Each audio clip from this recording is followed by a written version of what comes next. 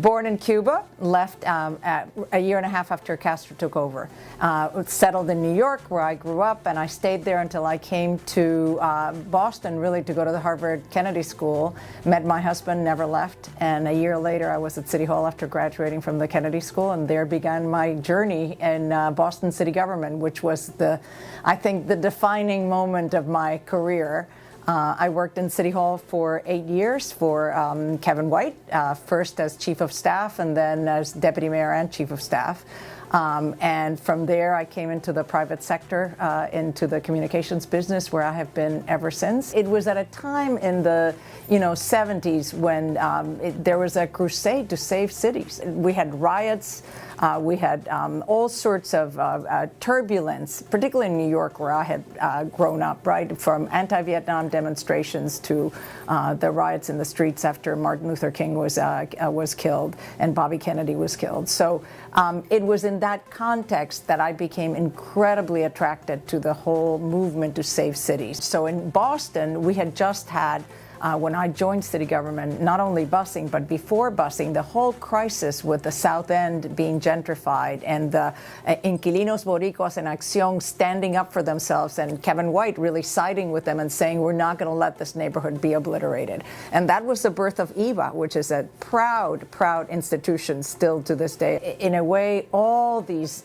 issues of human rights and civil rights and women's rights were all coming to the fore.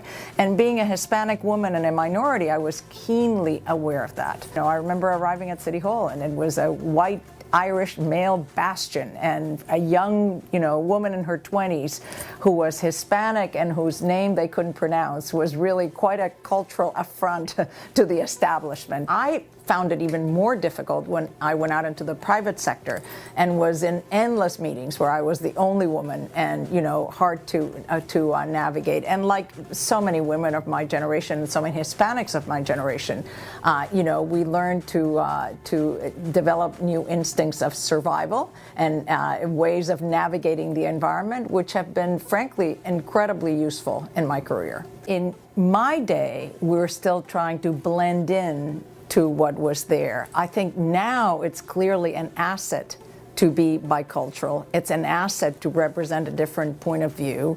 And I think the world is catching up with the power of diversity. It's certainly, I think, an asset to be a Hispanic in Boston today. Now the opportunity is there because you're Hispanic. The world, certainly Boston has changed from a city that really was beginning to try to understand minorities when I came, and where minorities were fighting hard for rights, to a city now that understands that being inclusive is crucial to its economic future. That in order to compete, we've got to be not only inclusive, but we've got to make sure that that talent that is, Hispanic and female and from, and Vietnamese and Asian, et cetera, is tapped and allowed to rise to the top and contribute their full potential to the city. Grow roots here and make this town your own, because it's a great place for opportunity, and